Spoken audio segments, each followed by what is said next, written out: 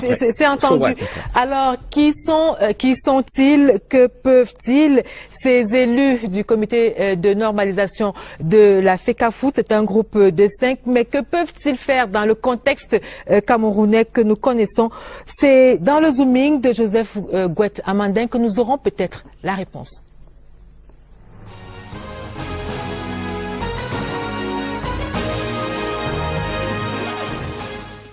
Les 5 membres du comité de normalisation, désignés ce vendredi par la mission conjointe FIFA-CAF, n'ont que 6 mois pour organiser une nouvelle élection du comité exécutif de la Fédération camerounaise de football. Dans leur quotidien, ce sont des personnes qui arpentent les couloirs des milieux du football.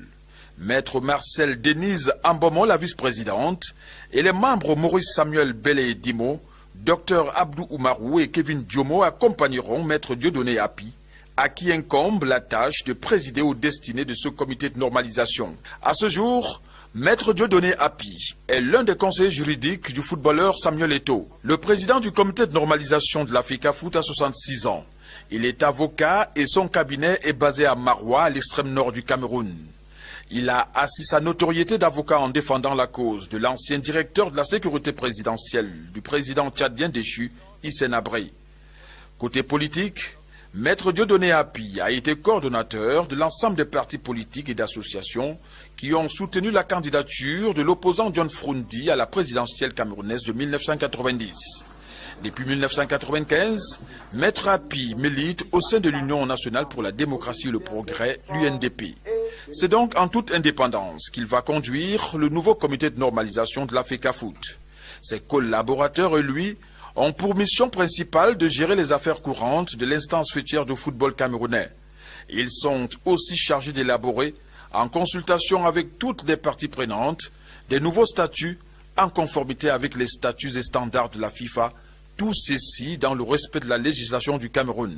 D'autres missions assignées à ce nouveau comité de normalisation consisteront à revoir les statuts des ligues régionales et départementales, s'assurer de leur conformité vis-à-vis des statuts de la FECAFOOT et de l'identification des délégués de l'Assemblée générale de la Fédération camerounaise de football et à celle des ligues régionales et départementales. À la fin du mandat du comité de normalisation le 28 février prochain, la FECAFOOT aura un président à la tête d'un nouveau comité exécutif.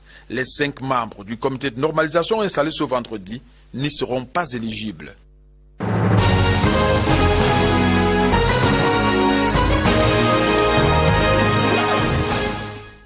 Rendez-vous dans 6 mois donc et on verra si le comité de normalisation pourra donc produire une copie à la mesure des différentes missions qui lui ont été assignées. Madame, Monsieur, nous allons maintenant voir ce qui a fait l'actualité de la semaine. C'est dans la revue de Presque Signe, Daniel Menanga.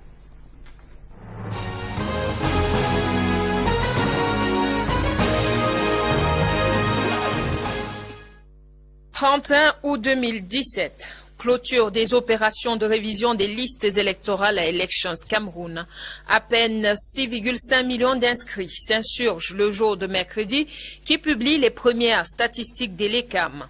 La région du centre remporte la Palme d'Or avec 113 603 inscrits, mais ferme la marche avec seulement 90,2% de cartes électorales retirées, comme nous le rapporte Baromètre communautaire dans sa dernière livraison.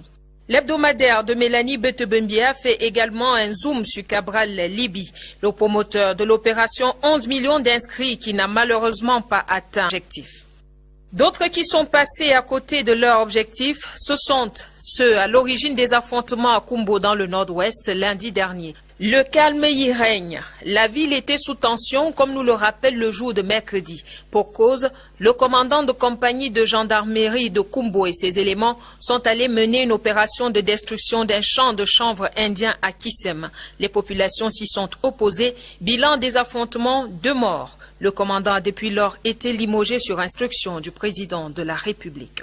Une autre actualité qui a fait parler la presse cette semaine, c'est la rentrée scolaire. Place à l'école dans Cameroun Tribune du lundi 4 septembre. La sacralité et l'universalité de l'école, révisité, puis parole est donnée au ministre des Enseignements secondaires. Jean-Ernest Massenangal et BBF fixent le cap de l'année scolaire 2017-2018. Même son de cloche au ministère de l'Éducation de base, où Youssouf Adidja Alim s'adresse à la communauté éducative dépendante de son département ministériel. L'enquête qui accable les proviseurs, c'est la une du quotidien bleu de mercredi. Le journal d'Aman Mana publie la liste des lycées les plus corrompus de la ville de Yaoundé et expose les stratégies des responsables pour extorquer de l'argent aux parents d'élèves, les éternelles victimes selon signature. Leur calvaire ne se limite pas qu'au parcours du combattant pour trouver une place à leur progéniture dans un établissement scolaire. Il faut compter maintenant avec le coût de la scolarité élevé selon le quotidien de l'économie de lundi. Et que dire du manuel scolaire? Réponse d'un baromètre communautaire qui en fait son dossier de la semaine. C'était la presse, revue pour vous sur la scène.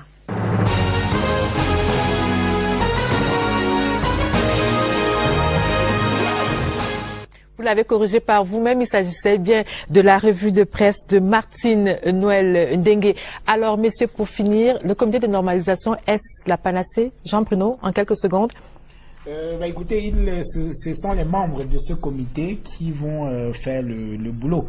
Il est question de travailler de manière consensuelle, essayer d'impliquer tous les acteurs du football, toutes les parties prenantes pour espérer conjurer ce qui a été fait il y a 4 ans par l'ancien comité de normalisation. Lorsqu'on avait mis en place ce comité de normalisation, tout le monde avait applaudi parce qu'il y avait là-dedans des grands commis de l'État, des grands professeurs d'université, mais on se rend compte qu'ils ont lamentablement échoué parce que 4 ans Vous êtes responsable de vos propos. Oui, ils ont lamentablement échoué puisque 4 ans plus tard, on crée un autre comité de normalisation avec les mêmes missions qui leur avaient déjà été assignées. Raphaël.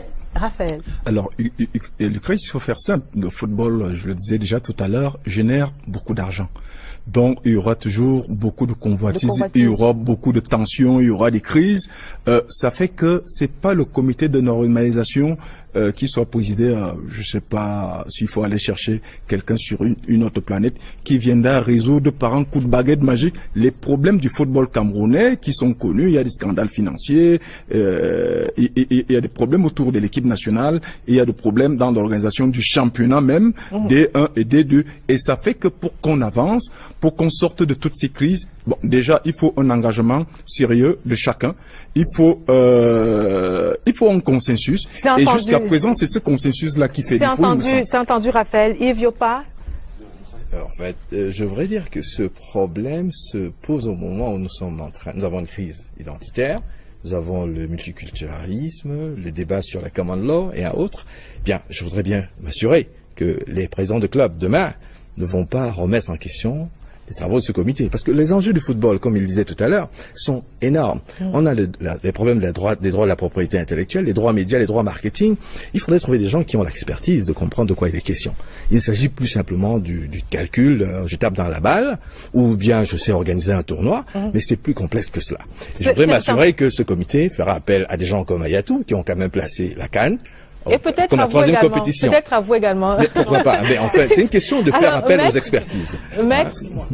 Disons que, en ce qui me concerne, je vais le dire sans embâche, pour moi, les 5 qui ont été mis à la tête de ce comité, ce ne sont que les chefs d'orchestre. Nous attendons de voir les sous-commissions qui vont être créées par rapport à la feuille de route, qui a des indications précises. Et j'espère bien que dans le cadre de la relecture des textes, on fera appel effectivement aux juristes qui ont manié ou bien qui ont manipulé quand même le droit du sport, et que pour les autres ateliers, on aille chercher les gens qui ont le profit de l'emploi. Sinon, ça va devenir une guêpière au lieu de devenir une bouée de sauvetage. Voilà, madame, monsieur, c'est la fin de cette édition de Scène de presse. Merci, messieurs, d'être venus. Merci à l'inspecteur général des enseignements, Dr Aounja Catherine. Merci aux équipes techniques et rédactionnelles. La presse quitte la scène. Merci. Bonsoir.